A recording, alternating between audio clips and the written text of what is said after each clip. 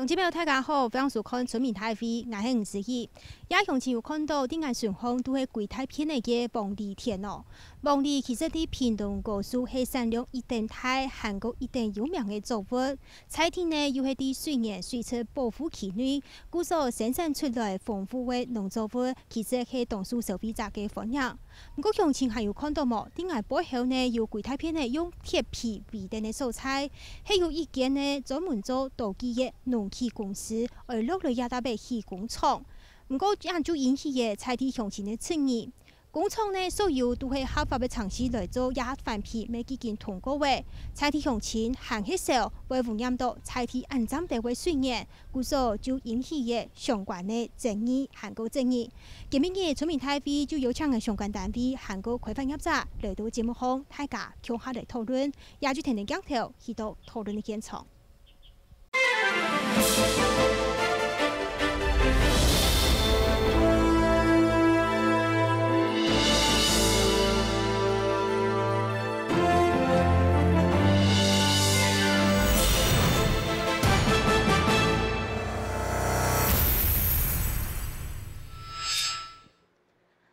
欢迎大家听听镜头来到讨论的现场哦。今日呢，节目来到为高速乡农会的广场上，看到一下台下坐到男人的乡亲，我向下来讨论。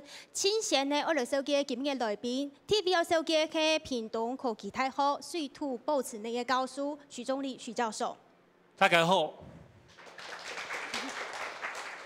今日来宾，我同大家收集是屏东演艺业尤庆和尤议员。大家好。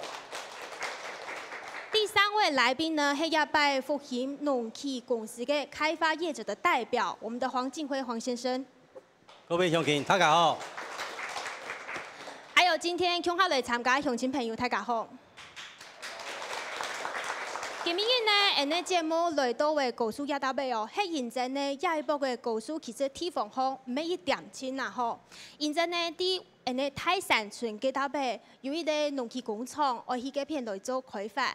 其实呢，亚间工厂係合法申請嘅，韓國州法嘗試也已經做得來做起工廠嘅通作嘅哦。唔過地方方其實一切都當反對有安嘅工廠落來，亞搭配係咧丁種建築用地。那現在業者未合法嚟申請，上來呢有乜嘅問題產生？先嚟看一下樣片，再過來討論。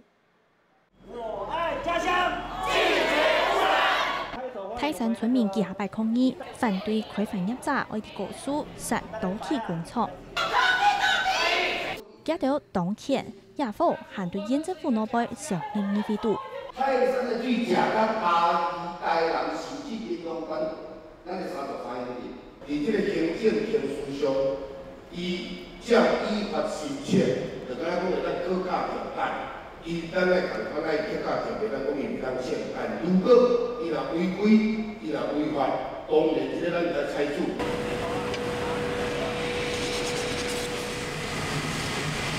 開發業者申請為啲1.3公頃，並啲嘅限當久嘅等種建地方來投資農器工廠，題目合法反批未通過位。其實它本來就是窯業跟礦業用地，本來就是屬於可以做一些工業發展的。已經設定是水源水質水量保護管制區啊，阮靠啥？靠阮的水，甲阮的農產的生存。安康嘅了後，甲這個工廠抗議，好。今年2月咧，地方方涉案公開說明會，也等日的業者針對民眾指控持續全面說明。他如果開工下去的話，他們公司不讓人家參觀或是怎麼樣，你也不曉得它裡面在搞什麼，對不對？而且那樣廢水排出去的，還有那種鐵屑啊，有的沒的一大堆，我們也不知道啊，所以說我們會擔心啊。因為外國痴心講，我啊無污染，因為我無排放啊，我願意嘅環保局呢定期嘅用嚟檢驗。阻止進廠蓋廠房。面對亞洲業者回應，民眾唔信，堅持反對。先前還整理次救費，發通同律師去到屏東地檢署控告縣政府，面試全案今日司法調查。好，家啲相片当中呢，其实大家有看到，一个案内哦，也已经进行司法调查的尝试。故说讲，其实我们今天也有邀请屏东县政府的相关局处代表来参加今天的节目录影，但由于这个案子目前已经进入司法的调查程序当中，所以屏东县政府给我们的回应是，他不可参加今天的录影。那聚焦到今天的录影现场，我们刚刚在节目当中有看到业者有在地方上开说明会，那村民乡亲也都有参加，其实已经开了好几场，可是双方一直都没有一个交集，所以才会变成现在各有各的说法，那看法不是那么的一致。那我们就实际来看这一次的开发的一个位置图哦，这边是位在高树乡的泰山村，那厂房建地就是在这个位置。那它大概实际开发的面积是1.3公顷。那因为这个地方呢，它是丁种建筑用地，所以业者一再的强调说，其实是合法申请，依法来说，他们是可以在这边盖工厂的。那为什么大家会这么样子的反对，而且我们已经通过环评了，环评既然都通过了，那在地居民他反对是什么？质疑是什么呢？那我们一开始我想说，先请我们的业者黄先生，你可不可以在这个节目上来跟居民来说一下，我们这一次实质上在这个丁种建筑用地上面，我们到底是要做什么样子的内容呢？就是这个东西，这个句子。那现在目前这个东西是广泛用在我们台湾本岛还有外销农业在使用的，尤其是果树，只要在修剪、修枝、采果完之后，这些东西他们都会用得到。我们主要是做这个产品，这样子。所以我们工厂里面就是之后就是只会做这个刀具，农用的刀具而已。对，主要就是做这个工具。然后没有其他的衍生的那个什么电镀污染的东西都没有。好，谢谢。那一开始老师，我想先请教，既然业者都已经强调说我们在这边是做只有做刀具，那我们也通过环评了，那是否在这个选址的位置上面会有一些居民的疑虑，可能会是就是因为这边是农业或是水源水土保持区内吗？那这个水源水质保护区里面呢，基本上要盖这个设施呢，要经过环评，好，经过环评的审查。这个环评审查呢，因为它有组成的委员会了哈，去审查。我想这个委员会里面可能有很多来自于各种不同领域的这个专家哈，他们有去审查。那当然民众还是疑虑啦，就是说这个工厂到底说你生产这个东西会不会有什么影响啊？那就这个工厂的所在的位置来说了哈，它是位在这个可能农业生产的基地的周边。好，周边这个是等于说，这个中心点，它周边都是一些农业的一些相关设施。那可能民众担心的就是说，未来是不是这个工厂有受到一些水啦，或者是说这个排放的时候，这个有没有自己偷排啦？哦，或者是说这个水会不会有影响，把这个东西都冲出来啦？啊，他们这个种的一些果树啦，还有一些设施，是不是会受到你这个影响啊？我想这个。可能在沟通上需要多沟通了啊！以上。刚才我们有讲到，这个案子其实已经通过环评啦。从今年2月开始，业者已经办了一个公开的说明会，然后3月底的时候也有办了初审会议。那最后呢，我们连续再加开了应该是2场的说明会。最后，其实我们在6月20的时候，我们在环评审查会。其实内容当中，环评委员是10比0同意通过这个案子。那既然环评都已经通过了，那可是我们可以看到这个案子在地方上还是有非常多的声音存在的。那我们今天呢，先开放我们现场的来宾跟乡亲，我们针对这个环评已经通过了，可是为什么你们还有所疑虑？我们现在开放现场的乡亲来发言。有乡亲要表示意见的吗？就是这间工厂。来开工了后，伊伫咱的迄个内湖溪，哦，因为这个所在是遇淹水区，哦，遐是我做船长的是，尤其北水灾，遐水拢到腰以上，水拢流到阮规个庄拢种淹水，哦，伊伫即阵伫这个内湖溪遮，伊甲拍一空，带一个涵管，差不多2尺以上的涵管，伊这个要来接到伊个工厂遮，咱是毋是会怀疑？你讲无污染？你这涵管遐大空是要排伫倒去，或者是阮全民一再质疑的，阮无反商，阮的理想是讲，我爱家乡，拒绝污染，因为咱的资源保护区，咱不允许讲有一点点的污染，因为咱高树乡拢总是正农的，咱高树乡的农业产品嘛非常的优质，伫咱全国拢嘛排伫前3名内底，尤其水质，咱泰山的水质，伫遐济县市要来食的情形下，当然，阮所有的村民会反对，会来惊吓。针对这位大哥说完之后，还有其他的乡亲要表示意见吗？我们待会一次再请我们业者老师一起来回应。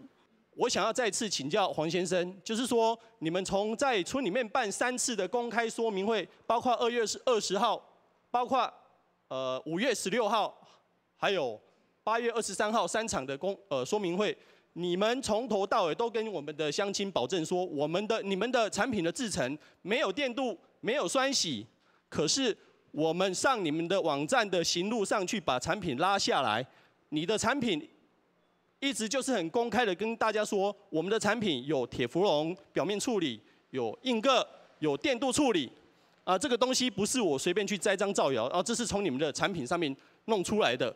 那为什么在整个环评的过程，你们一直要去规避说你们这家公司的产品没有电镀，而且一直对我们所有的居民说，我们一定不会有电镀，不会有偷偷排放的问题，所以我们的公司在这边设厂，只要盖简易的生活污水处理厂，这样就可以了。我们的诉求就是我爱家乡，拒绝污染。谢谢各位。好。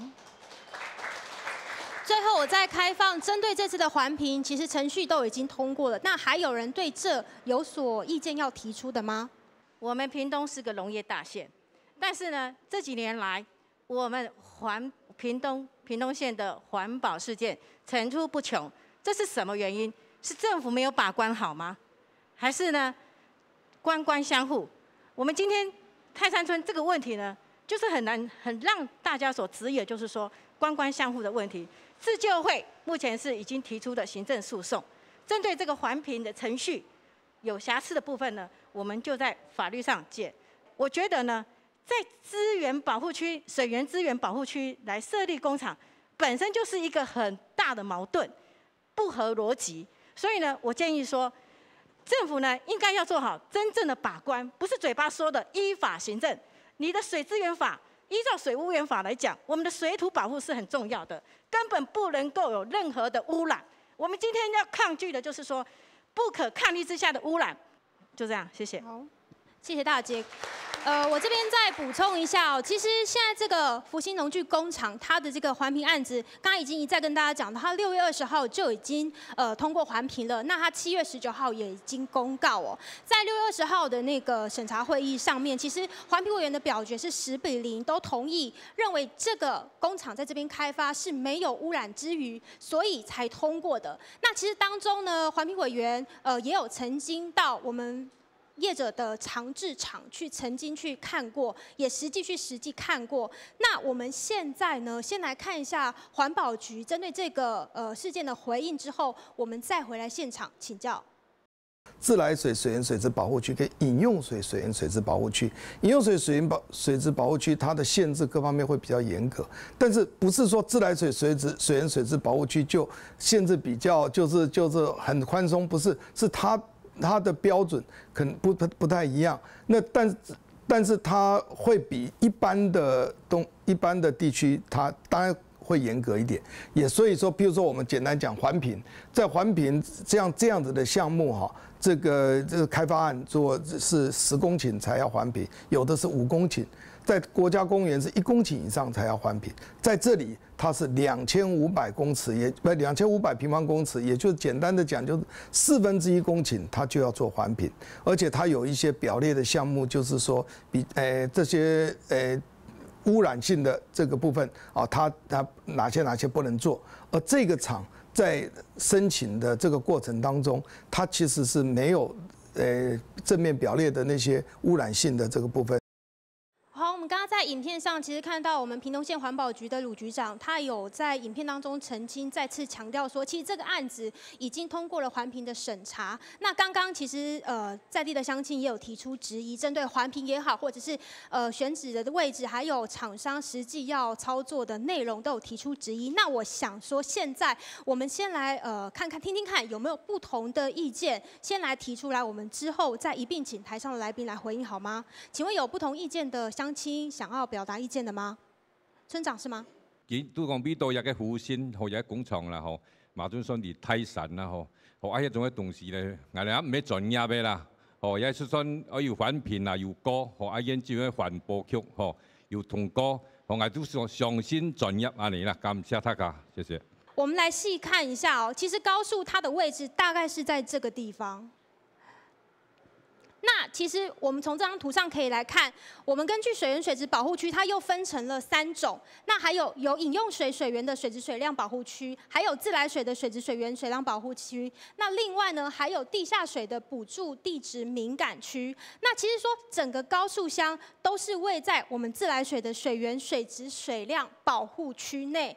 那在地又是以农业为主。所以很多乡亲，就像刚刚大家所提出的疑虑，我们都会担心说，是不是这个工厂进来了之后，我们地方上农业就会蒙上一层的黑影，或者是说对于在地、对于外界、对于以后高树这边的水也好，或者是说生产的农产都会有所疑虑。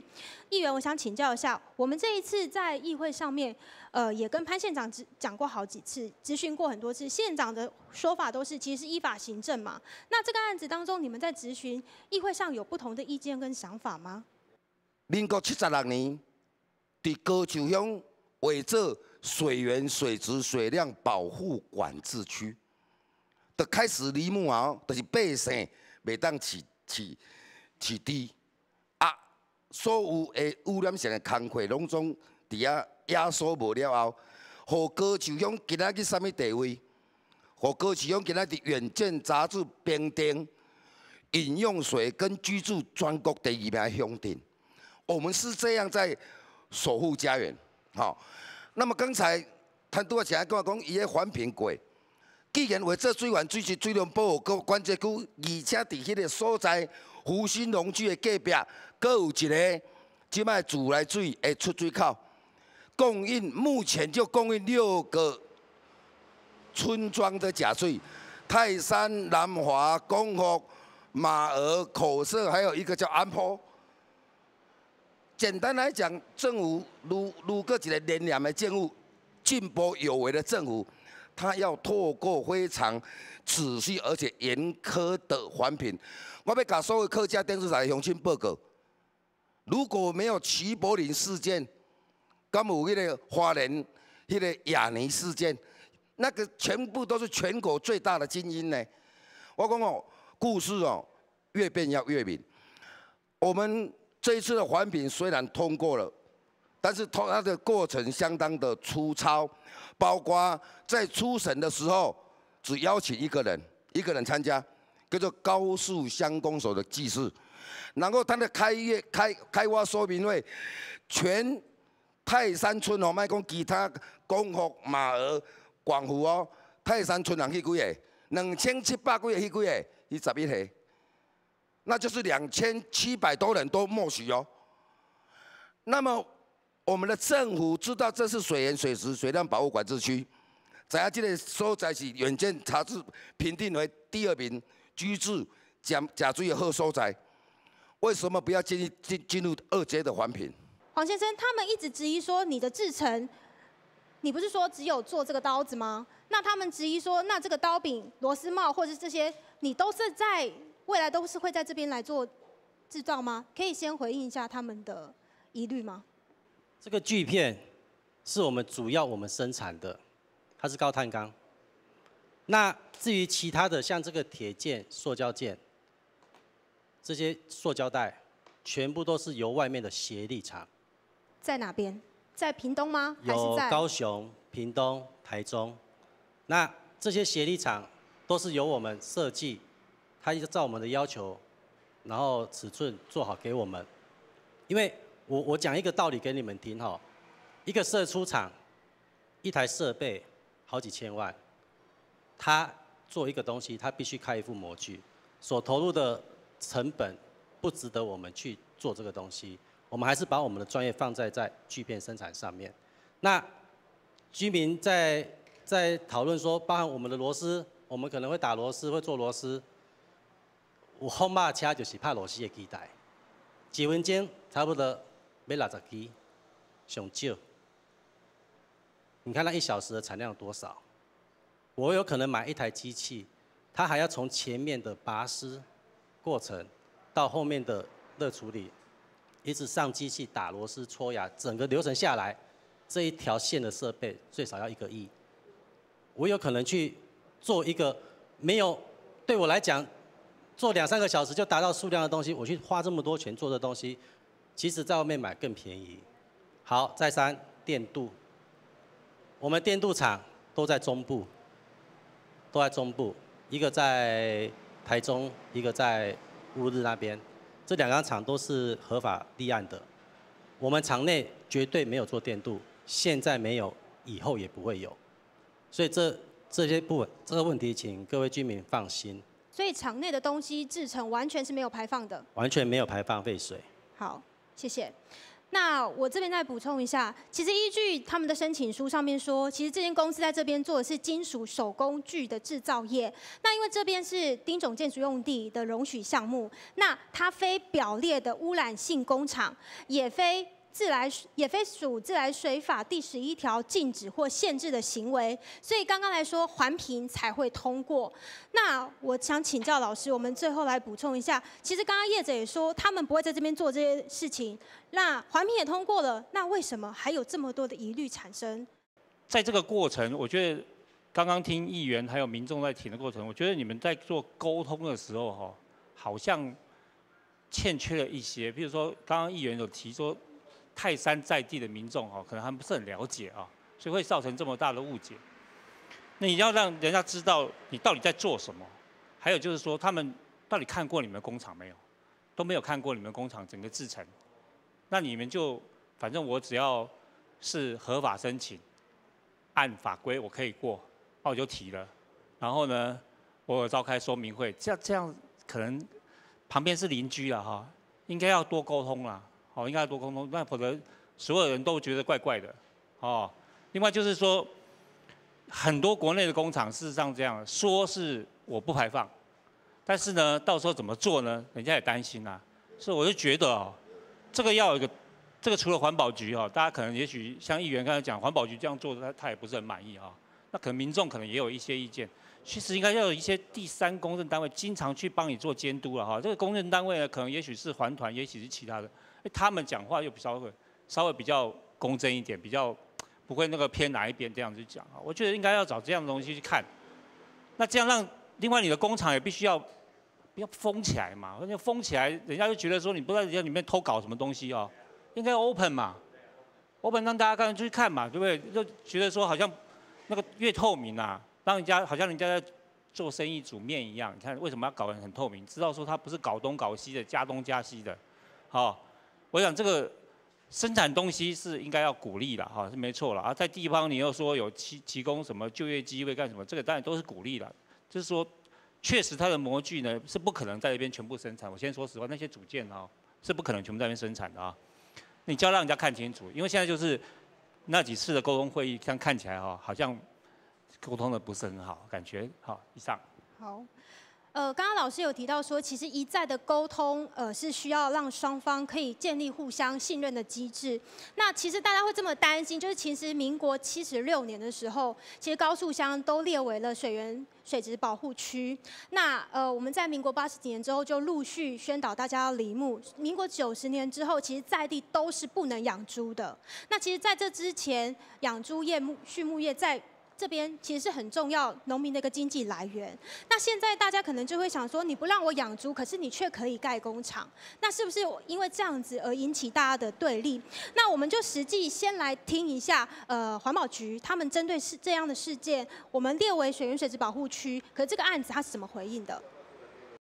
有一些怀疑的居民他说，这个他申请这样子万一他偷渡进来，又做什么栓洗，又做这个电镀。基本上来讲，我们在审议的这个范围，其实就是你申请什么东西，如果你超过这个范围，这个算是一种欺骗。这个其实在法律上，它不是单纯的法律啊，它是要犯刑法的，尤其在环评报告书，它如果是作假或各方面，这个是非常严重的。我要特别再说明，但这个事情当然我们在会议当中也有问题，这个时候我们就这样的回答，甚至于我们环保局自己，我们都有一个叫环评监督的一个机制。这个后续它有没有按照这样做？我们现在都有一个计划，每年就是所有的这些环评过的这个部分，我们都有后续的这个环评承诺的这个稽查。刚刚影片当中，鲁局长也有提到，针对这个业者之后进行相关的开发的一些稽查的机制。那刚刚我也有提到说，其实在这边以前。大家非常重要的就是因为林木的关系，因为水源水质保护区的关系，让这边不能够再养猪了。那现在可以工厂，有工厂不能养猪，大家为什么有这样的疑虑？有什么心声？我们紧接着再带大家来看一段影片，回来继续讨论。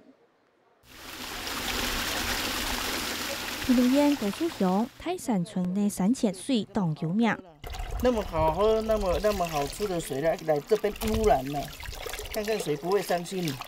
泰山村的泰武山下，除了自来水公司的亚达尾石汽水站，沿山公路上还有一道民间的潜水站，民众都会将安内带电动的来拿水转去用。其实总而言之啊，我们就是不让他做了，因为他做下去，他什么时候会污染到我们的地下水，我们不晓得啦。较早拢嘛低调的，啊，即马后壁咧要设计工厂后壁遐。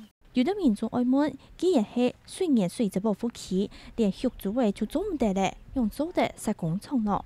水源保护区不能养猪，现在就可以盖工厂。我们大家一直都说，哎呀，水质水量保护区就不能够设工厂。事实上，高速地区其实还是有一些工厂在这边，前后至少10几家的这个合法的这个工厂在里面。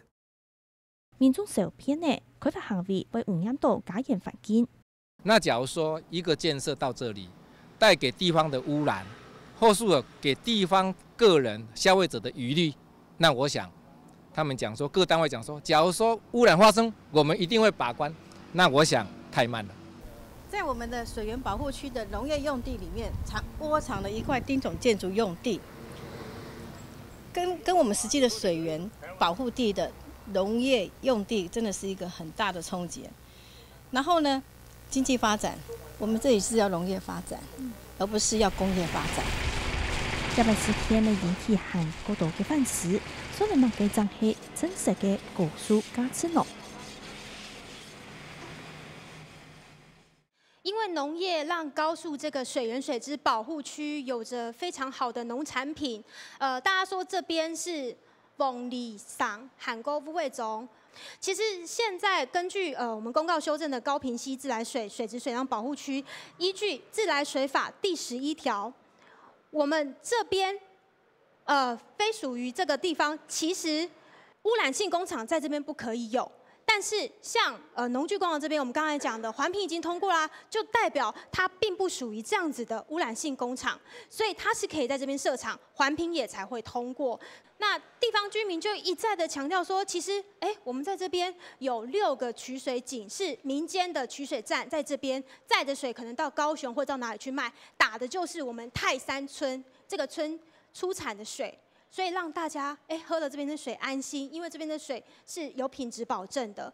那现在如果来了个工厂，对于居民来说，会不会对于产生疑虑或不相信呢？那我们现在要再拉回到现场来讨论。针对这样子的不信任机制，我们这边如果真的有了工厂，对我们这样子的水也好，农产也好，甚至我们现在之后要发展的观光，大家有什么疑虑，有什么问题想要提出来的？106年10月16号下午4点，我们屏东县环保局的科长亲自到我们泰山第一水井那边实地勘察，确实这个泰山第1号井确实在使用，但是他环评的时候，他却把这第1号井忽略掉了，好像我们这6村庄不是那个县民一样。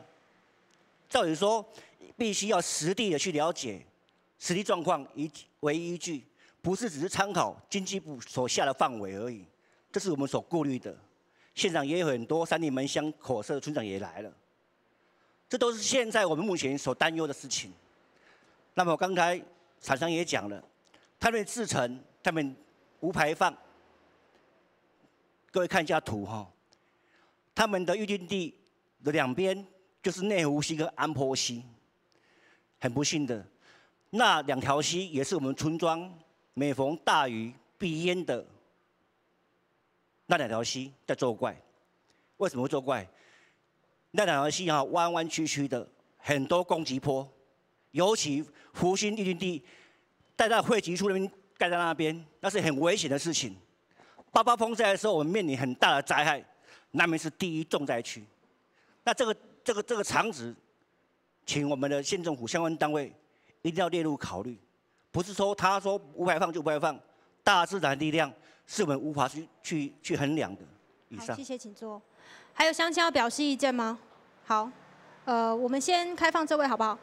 因为我觉得它是天然滞洪池，不宜建造工厂。而且就是什么，只要大水一来，只有一次不用88水灾，只要是一个台风过来，它就淹水。一淹水的话，我的踹雷弹。还有泉水，因为泉水那里很多，滩泉水是从嘉义为以南的，很多人都水站，那是他们的生计呀。多少家的泰山泉水啊，他们怎么生活啊？如果今天我是消费者，我知道到泰山泉水它没有盖一场污染的工厂，它可能有污染，因为我不知道嘛，到底有没有污染嘛？我害怕嘛，我可以拒绝不买呀。像问题这些泉水业者怎么办？6家抽水站的那泉水业者怎么办？在高雄市那些卖那个泉水的业者怎么办？他们生计怎么办？这个在产业上那冲突性是相当高的。那还有其他乡亲有不同的意见想要反映的吗？我们先开放给还没有发言过的好不好？这位。我是福兴工厂，本身土生土长，60几年住在那边。所以你是长治乡那边吗？对，就边我的村庄，他的工厂比我们现在泰山村的那工厂还近，都在中间。所以你就住在工厂隔壁就对了。我们村民也有去参观过，对。好，结果他那边若是有排污水，有烟，有污染，有油。那我们村里怎么办？我们没有自来水，我们村里都是地下水，都吃地下水。但是他现在福兴公司的工厂场地就在我们的村的中心，所以说我们泰山村的村民，余力也是没有道理。但是问题，他们没有污染的话，能在那边生存30几年吗？现在他们公司是扩大营业。才找到工业用地来使用，所以说它不是我们村里把它赶走，不是这个问题。刚刚他进讲到工厂就地亚，大家一直质疑说工厂旁边有2条野溪，它就在这边。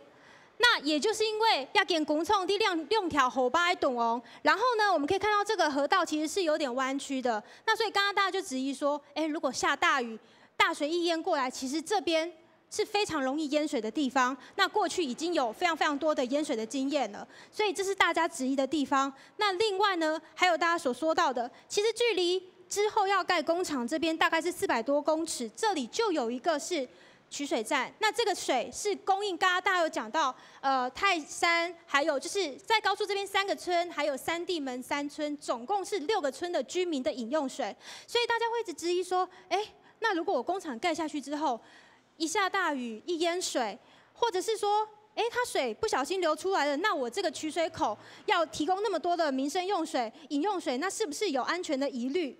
那我们就是要请老师，我们可以来补充，这样子的地理位置，它真的是适合选址在这边吗？它有什么疑虑吗？如果真的业者要进来，你必须也要融入这个思考啊，融入思考。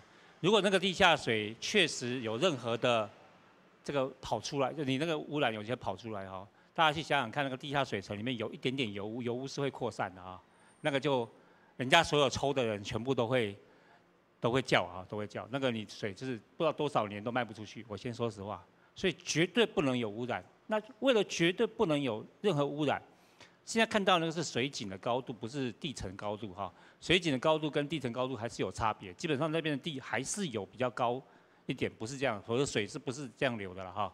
只是说那边稍微比较平一点，或者是稍微比较没有那么高啊，所以那个水在那边的话会积。那今天村民的反应就是说，那积了之后，你能保证这个安全的问题哈？还有就是说，你现在所有的这些机台运作，你的高度到底是怎么弄的？这个你必须在建的时候啊要去想。好，如果真的出去的话，居民真的是不能原谅你的哈，不能原谅你。那虽然在我们的法规上，哈是没有办法是允许的，好是允许的，好我先讲法规上是允许的，但是你在真的要建的时候，你要去思考哦，这边的地下水层啊，它是很容易渗透的哦，它是很容易入渗的啊，要入渗下去的话，这个事情就没完没了了哈，没完没了。我想这个我在这边还是要特别强调这一点啊。至于说，民众刚才有讲说这个淹了不知道几层楼干什么，这个有的是在下面淹的，有的是在那边淹的，不管哈。但是我想这个请要你们还是你们这个开发工厂自己要有诚意，要有善意啊。另外就是你们自己在建哈，要有思考了啊。那过去你在长治做的那个经验不一定完全可以移到这边来。我先说实话，那边建那个条件哈是那个条件，这边的条件稍微比那边严苛一点，好严苛一点。场地是够大，场地是够大哈。那依法县府现在做的东西是没错哦，我先讲，它依法就可以申请，它是丁总建筑用地，本来就可以合建造哦。你们如果是建造是你们的话，我照样是一样合哈。所以人家讲了，那个处长他们讲的，或局长他们讲的是没有说是依法行政是做这样子哈。但是现在就是说真的操作面，你如何让民众能够安心，这个是最重要的。好，以上。好，谢谢老师。那黄先生，我们就想先请教一下，刚刚老师也提到说，其实欠缺沟通，然后我们整个工厂之后建造的机制，我们要怎么公开透明？现在已经在动工了吗？你们一直讨论的淹水变成污水排放出去，会造成这个问题。在环评会议的时候，我们其实居民反映过这个状况，环评委员也针对这个情形也提出了一些意见和看法，包含我们从既有的地基往上垫高在1米左右，好，这已经是高比一般的地面还高了，甚至高过西面了。然后第二就是我们旁边都有设实体围墙。厂房四周大门的部分都有做防洪闸门。我这样想好了啦，如果这样水还是整个冲进来了，我看我的损失可能更大，我的设备全部泡汤了。那个当然设备的损失跟环境的损失是不能比的，环境损失当然是最大的。在工厂营运的时候，我们都有定期，包含水、土壤、空气都有定期的做环测，这个报告都是直接上缴到环保局的，甚至我们提供到村上办公室、乡公所。好，这是一个政府的检测机制。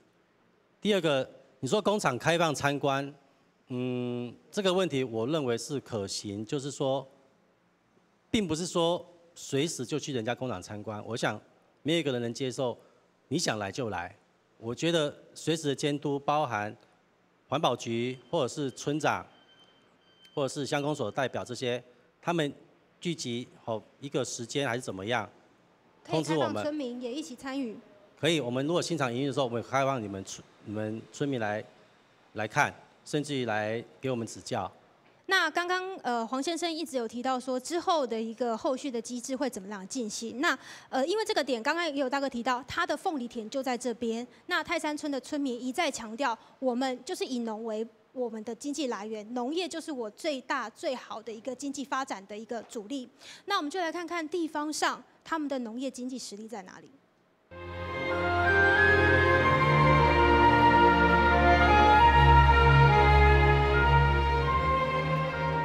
好嘅環境下，也對農民當用心照顧作物，希望滿足頭前也貴太片嘅農地，無一久過後都會上到又大又合適。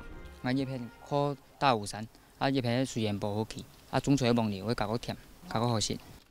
高數9000公頃，有6000公頃都係耕地，前台鐵西係農地，總有1000公頃，其他像檸檬、烏梅、作为亚洲被全台湾一定有名的。像我们是种植蜜枣的，它如果有干净的水源，它的本身的气候条件比较好的话，它生产出来的品质相对也会比较好。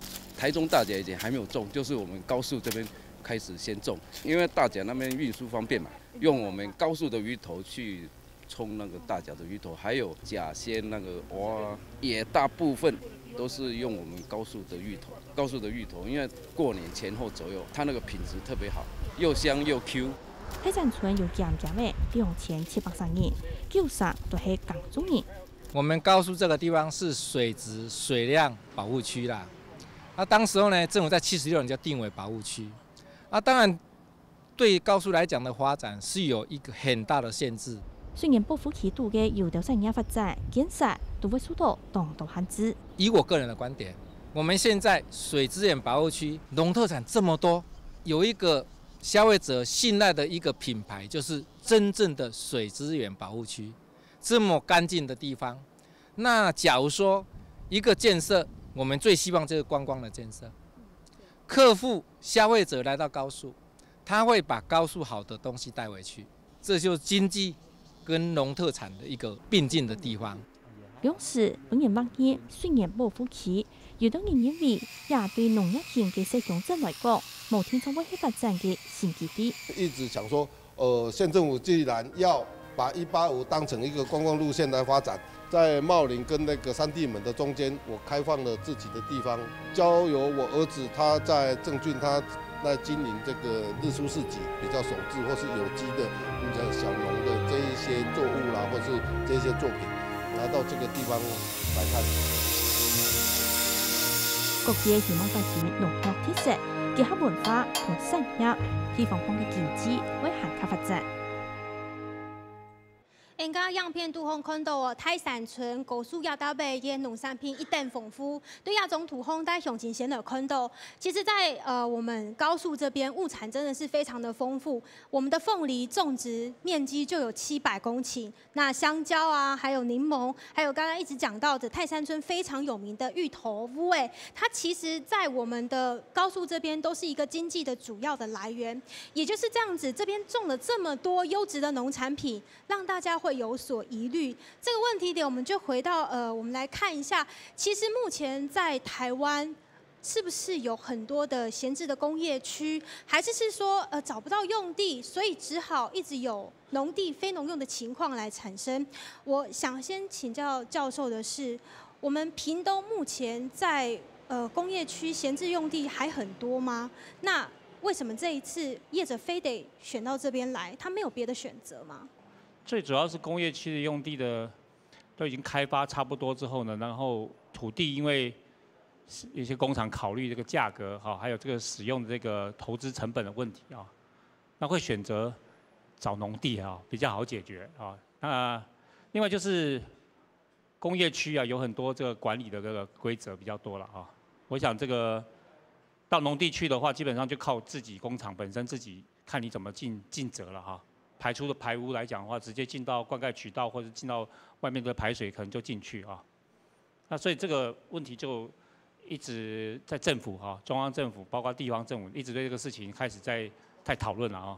所以那个刚刚也看到环保局长他在说明的时候说，我们其实高速也不是说完全就只有一家工厂啊，也不是一家工厂啊。那在这个水源水质保护区里面，整个土地哈。要怎么去使用这种管制，这是一个比较更上位层级的思考了哈。那其实我个人是比较主张这种更上位的这个思考要严谨啊，好好的去规划掌控啊。那现在目前是已经走到这个行政程序有些走完了，甚至已经到了这个设厂阶段了啊。那设厂阶段当然就是希望说能够把握好啊，把握好。按理说就是，如果是有工业区，大家在工业区设是最好了啊。但是可能也许是成本的考量，还有就是方便性的考量啊。过去他们经营的方式也是在一般的农地来做嘛啊。到这边，那我其实也不是故意帮业者讲话，因为他们是合法申请的啊。我们国内现在目前非法的这个农地上建的工厂非常非常多啊，非常非常多。那个合法申请，但是我们还是一样需要有严格这个监督机制。好，以上。老师有提到说，其实屏东有很多闲置的工业区，我想先请黄先生来请教一下，高速是你们唯一的选择吗？我也找过工业区，那工业区的部分屏东工业区、内埔工业区、屏东加工出口区、农科，我都去过。这4大工业区，我只能说屏东工业区跟内埔工业区，我到服务中心跟他们里面的承办人员询问说，甚至到外面看，请问工业区里面有没有工业地可以卖？他说我们这边都满了，这个地目都是属于私人的，很多企业都移到大陆去了，然后变成闲置。那我说，那我如果要买行吗？他说这他没有办法决定，因为这是属于私人产权。他说如果要租可能有，那我就借问这些村民，如果说我开一个工厂，我去租10年、20年之后呢，不租我了，我光这些设备要搬走，那个是我没有办法想象的。这第一点。内埔工业区一样，加工出口区看似很多空地。承办人员业务部的主管跟我说：“黄先生，不好意思，我们这边第一条件是怎么样？第二，满了，你如果要就等。”我等了半年，最后我跑农科了吧？生技。我甚至跟承办人开玩笑说：“我不知道我拿着这些产品，我都带着这些产品去，我要做这些东西，这边可以让我申请吗？”他说：“你这属于工具。”属于工业，农科属于生技。那我甚至开玩笑说，那我手把加奈米是否 OK？ 甚至他跟我说，可能可以哦。我是没有办法想象我到底要怎么办。好啦，农发条例我没有办法做。第一，我跟我父亲有讲过一件事情，做任何事情，我一定要先合法。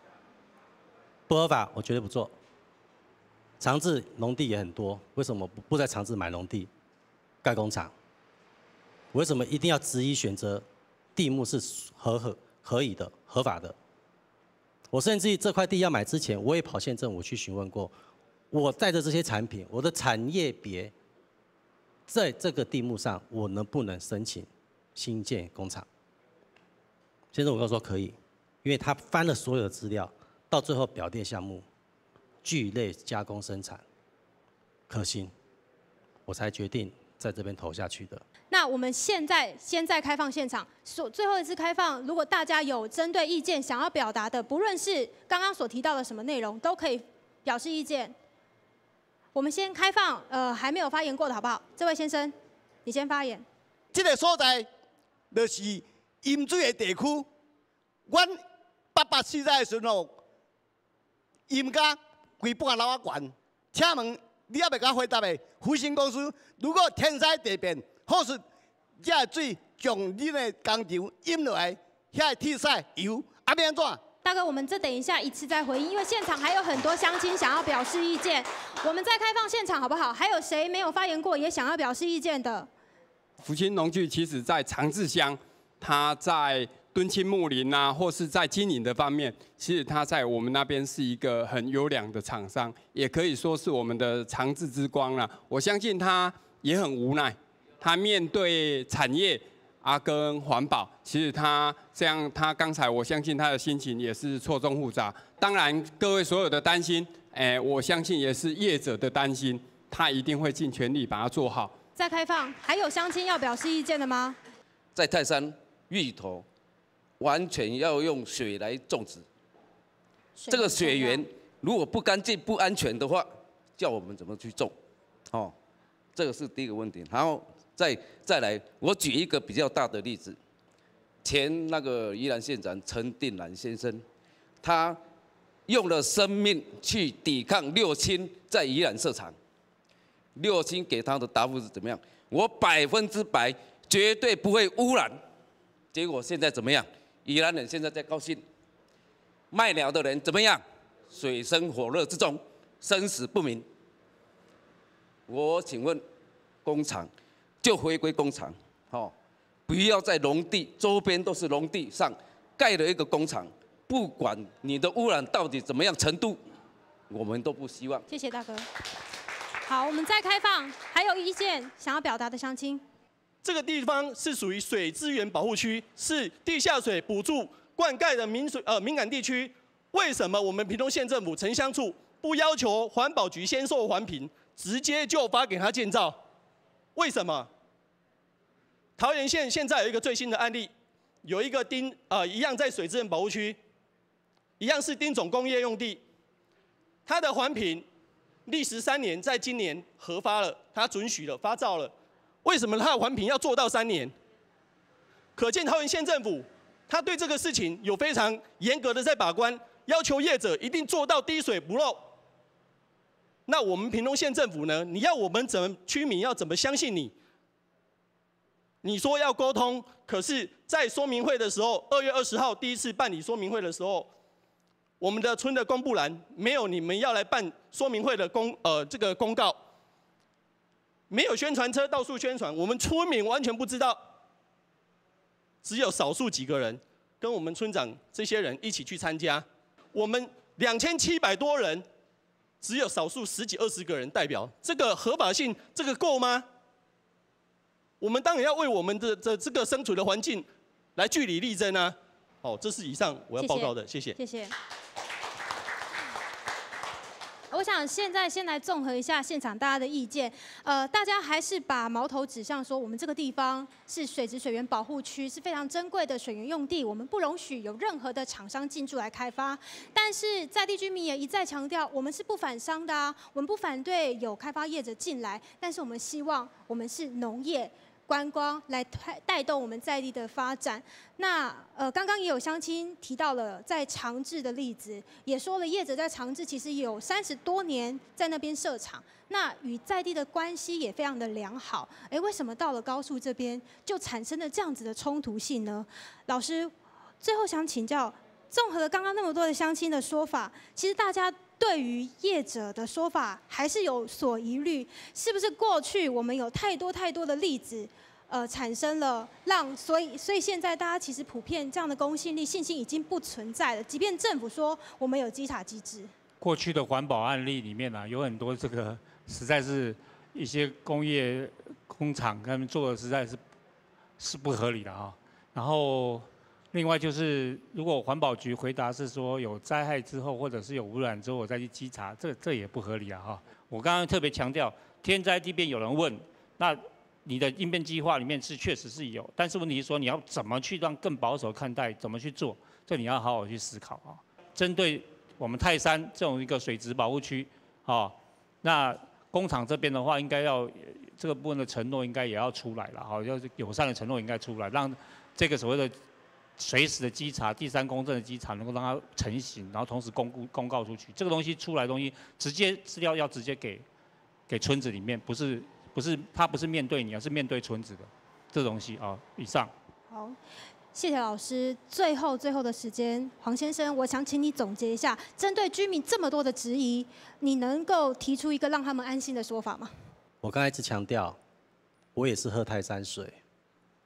我如果污染，也是污染我自己，也是污染我喝的水。我也有小孩，我有父母亲，我不可能去污染这个自己要喝的水。如果这样，我应该搬到别的地方去住，喝别的地方的水，然后来我这边污染。